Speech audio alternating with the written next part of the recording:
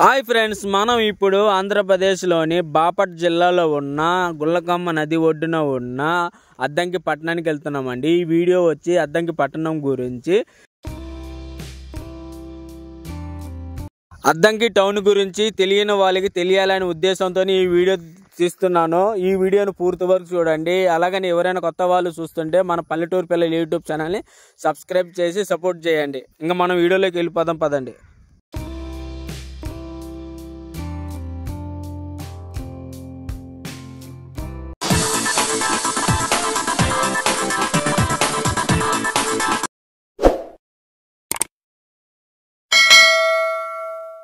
Hi friends, welcome back to our YouTube channel పల్లెటూరు పిల్లలు. నేను మీ నాగరాజు. హాయ్ ఫ్రెండ్స్, మనం ఇప్పుడు ఆంధ్రప్రదేశ్లోని బాపట్ల జిల్లాలో ఉన్న గుళ్ళకమ్మ నది పక్కనే ఉన్న అద్దంకి పట్టణానికి వెళ్తున్నాం. దర్శి టౌన్ నుంచి అద్దంకి పట్టణానికి ఎంట్రీ అయ్యే ముందు గుళ్ళకమ్మ నది ఉంటుందండి. ఆ గుళ్ళకమ్మ నది మీద బ్రిడ్జి నిర్మించారు. ఆ బ్రిడ్జి మీదుగా మనం అద్దంకి పట్టణానికి వెళ్తున్నాం. ఒకసారి చూడండి ఎలా ఉందో. ఈ అద్దంకి పట్టణానికి పేరు ఎలా వచ్చిందంటే, పూర్వం అద్దడు అంకి అనే ఇద్దరు దంపతులు తమ రాజ్యం కోసం తమ ప్రాణాలు అర్పించారు. వాళ్ళ పేరు మీద అద్దడు నుంచి అద్ద, అంకిలోంచి అంకి తీసి అద్దంకి అని పేరు వచ్చింది. ఇప్పుడు మనం వెళ్తున్న ఈ పట్టణాన్ని 1324లో రెడ్డి రాజుల కాలంలో ప్రఖ్యాతిగాంచిన పట్టణం అండి. ఈ పట్టణాన్ని రాజధానిగా చేసుకొని పరిపాలించారు. అంతేకాకుండా ఈ పట్టణంలో తెలుగు మొట్టమొదటి పద్య శాసనం ఈ అద్దంకిలోనే కనబడిందండి. దాని చెన్నై మ్యూజియంలో భద్రపరిచారు. దాని కాపీ వచ్చి మన అద్దంకి పట్టణంలోనే నిర్మించారు. వాటిని మీకు చూపిస్తాను. అలా మనం గుళ్ళకమ్మ బ్రిడ్జి దాటి లోపల రాగానే భవానీ సెంటర్ వస్తుందండి. మనం ఇప్పుడు చూస్తున్నది భవానీ సెంటర్. ఈ భవానీ సెంటర్లో మనం లెఫ్ట్ సైడ్ వెళితే పొదిలి, దర్శి వెళ్ళొచ్చండి. అలాగనే స్ట్రైట్కి వెళితే సంతమాగులూరు పోవచ్చు. అలాగనే రైట్ సైడ్ అయితే ఒంగోలు, విజయవాడ వెళ్ళే హైవే కలుగుతుందండి. అలా మనం భవానీ సెంటర్లో ఉన్నాము. ఇప్పుడు మనం అద్దంకిలోని భవానీ సెంటర్ దగ్గర ఉన్నామండి. భవానీ సెంటర్ దగ్గర నుంచి సింగరాకొండ వెళ్ళే రూట్లో ఈ గుడి ఉంటుంది. ఈ గుడి పేరు వచ్చి శ్రీ నగరేశ్వర స్వామి దేవాలయం. ఈ దేవాలయం చరిత్ర ఏంటంటే, 1324 సంవత్సరంలో ఈ అద్దంకి రాజ్యాన్ని పరిపాలించే రెడ్డి రాజులు ఈ ఆలయాన్ని నిర్మించారు. ఈ ఆలయాన్ని 1000 స్తంభాలతో ఈ ఆలయాన్ని నిర్మించారండి. అంత గొప్ప చరిత్ర ఉంది ఈ ఆలయానికి. బ్రిటిషులు మన ఈ రాజ్యానికి వచ్చినప్పుడు 1000 స్తంభాల గుడిని పడేశారు.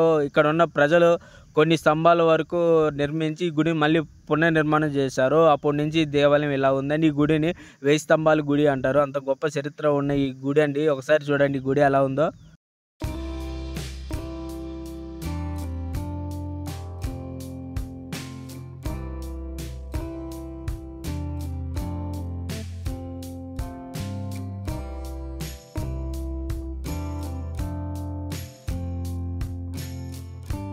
ఒక్కసారి చూడండి స్తంభాలు ఎలా ఉన్నాయో. ఈ స్తంభాలతో అప్పట్లో ఎంత గొప్పగా నిర్మించారో ఈ ఆలయాన్ని. చాలా స్ట్రాంగ్గా ఉన్నాయండి ఈ స్తంభాలు.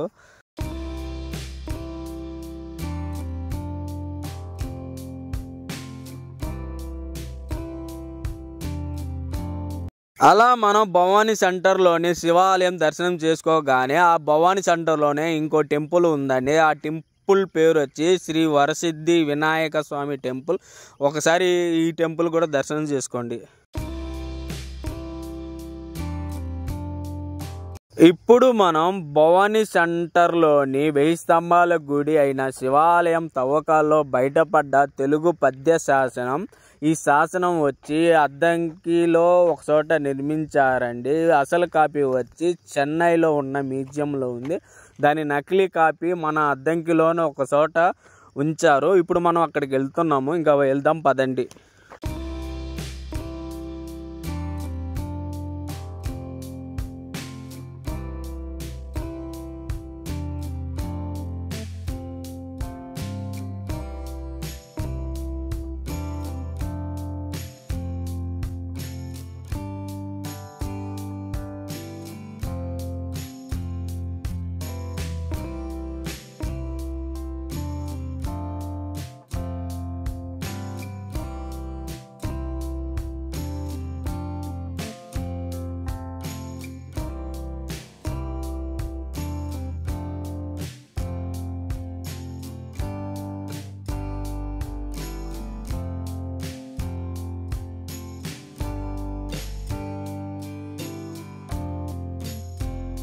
ఇప్పుడు మనం చూస్తున్న ఈ ఆలయం పేరు వచ్చి శ్రీ కమటేశ్వర స్వామి ఆలయం. ఈ ఆలయం వచ్చి అద్దంకి టౌన్లోనే ఉన్నది. మనం ఇక్కడ ఎందుకు ఉన్నామంటే పూర్వం ఈ అద్దంకిని 1324లో రెడ్డి రాజు అయిన ప్రోలయ్య వేమారెడ్డి గారు ఈ అద్దంకి పట్టణాన్ని పరిపాలించేవారు. వారి కాలంలో ఆస్థాన కవి అయిన ఎర్రప్రగడ అని మహాకవి ఉన్నారు. ఆ మహాకవి మహాభారతాన్ని ఇక్కడనే పూర్తి చేశారు. అంతటి గొప్ప చరిత్ర ఉన్న ఈ ఎర్రప్రగడ మహాకవిని ఈ అద్దంకి పట్టణంలో ఆయనను గుర్తించడానికి ఆయన విగ్రహాన్ని ఇక్కడ నిర్మించారు. ఇప్పుడు మనం ఆ విగ్రహం దగ్గర ఉన్నాం. ఆ విగ్రహం పక్కనే మొట్టమొదటి తెలుగు పద్య శాసనం కూడా ఇక్కడే ఉన్నదండి. ఇప్పుడు మీరు చూస్తున్నది ఈ రాజు పేరే ప్రోలయ్య వేమారెడ్డి గారు. ఆయన ఊహా చిత్రం అండి ఇది. అలా మనం అక్కడి నుంచి అద్దంకి టౌన్లోని ఏపీఎస్ఆర్టీసీ డిపో సైడ్ వెళ్తున్నామండి. ఇప్పుడు మనం ఆ రూట్లో వెళ్తున్నాం. ఒకసారి అద్దంకి పట్టణాన్ని చూడండి ఎలా ఉందో.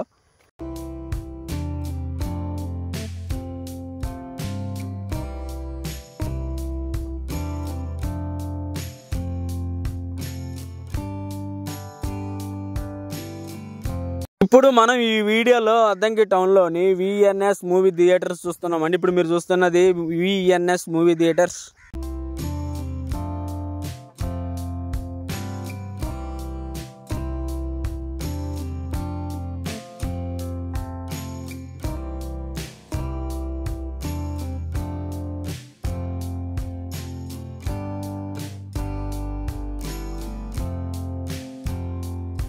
ఇప్పుడు మనం అద్దంకి టౌన్లోని ఏపీఎస్ఆర్టీసీ డిపో దగ్గరికి వచ్చామండి. ఇప్పుడు మీరు చూస్తున్నది ఏపీఎస్ఆర్టీసీ డిపో. ఒకసారి చూడండి ఈ డిపో ఎలా ఉందో.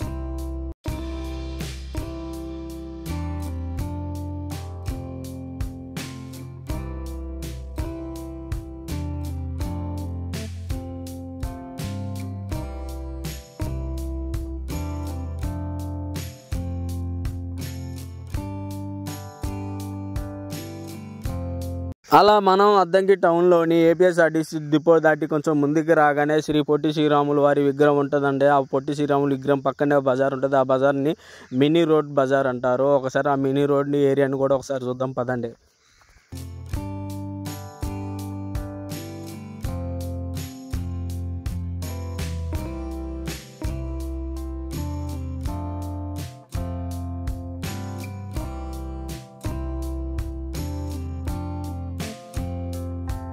ఇప్పుడు ఈ వీడియోలో మీరు చూస్తున్నది అద్దంకి టౌన్లోని మినీ రోడ్లో ఉన్న అద్దంకి పురపాలక సంఘం అండి, మున్సిపల్ ఆఫీసు ఇది.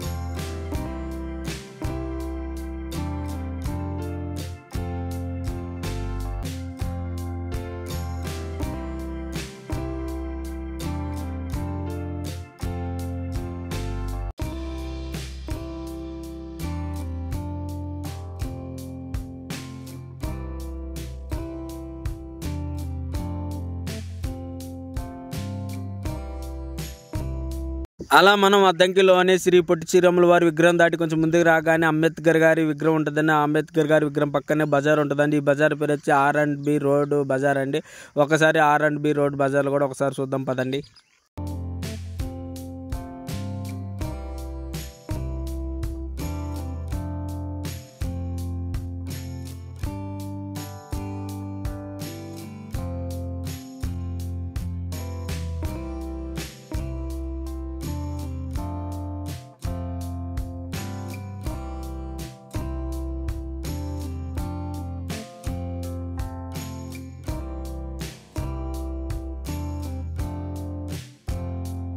అలాగా మనం R&B రోడ్లో ఉన్న శ్రీ ప్రకాశం ప్రభుత్వ జూనియర్ కళాశాల, అలాగనే శ్రీ ప్రకాశం ప్రభుత్వ బాలుర ఉన్నత పాఠశాలని ఒకసారి చూద్దాం. అలాగని ఈ కాలేజ్ ముందు పార్క్ ఉంటుందండి. ఆ పార్కుని, ప్లే గ్రౌండ్ని ఒకసారి చూద్దాం. ఇంకా మనం లోపలికి వెళ్దాం పదండి.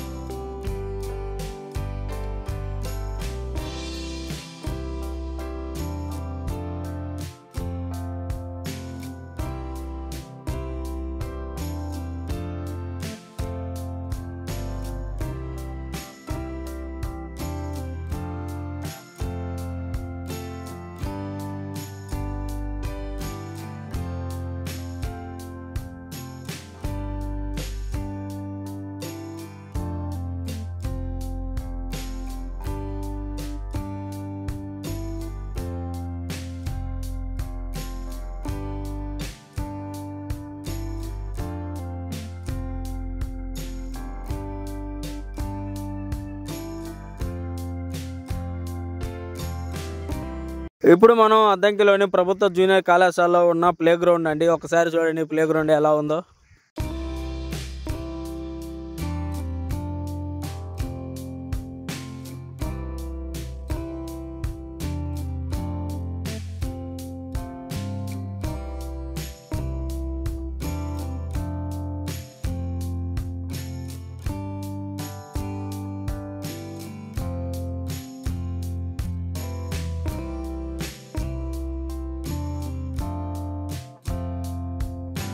ఇప్పుడు మనం చూస్తున్నది అద్దంకి టౌన్లో ఉన్న Sri Satyanarayana cinema hall theatre అండి. ఒకసారి చూడండి సినిమా థియేటర్ ఎలా ఉందో.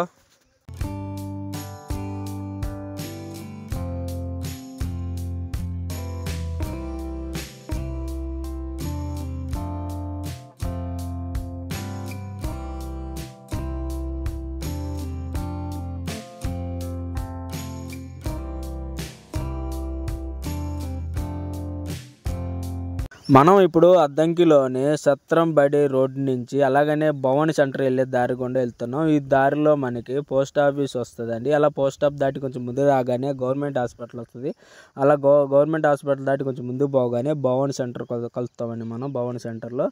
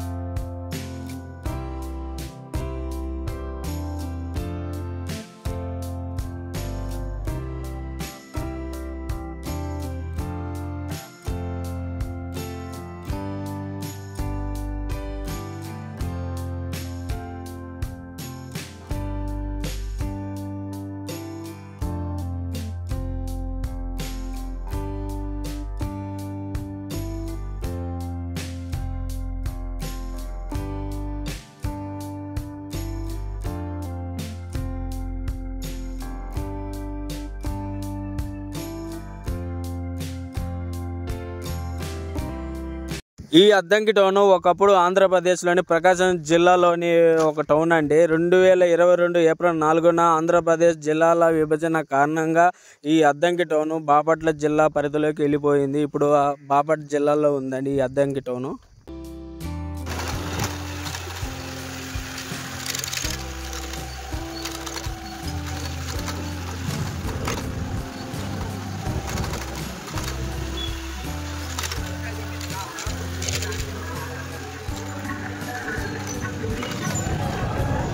అలా భవన్ సెంటర్ నుంచి మనం కొంచెం ముందుకు రాగానే రైట్ సైడ్ బజార్ వస్తుంది. ఆ బజార్ గుండా వెళ్తే ఒంగోలు విజయవాడ వెళ్ళే హైవే వస్తుంది. ఆ హైవేలో కలుస్తామండి. ఈ రోడ్డు గుండా వెళ్తే మనం ఈ రోడ్డు గుండా వెళ్తున్నాం. ఒక్కసారి చూడండి ఎలా ఉందో.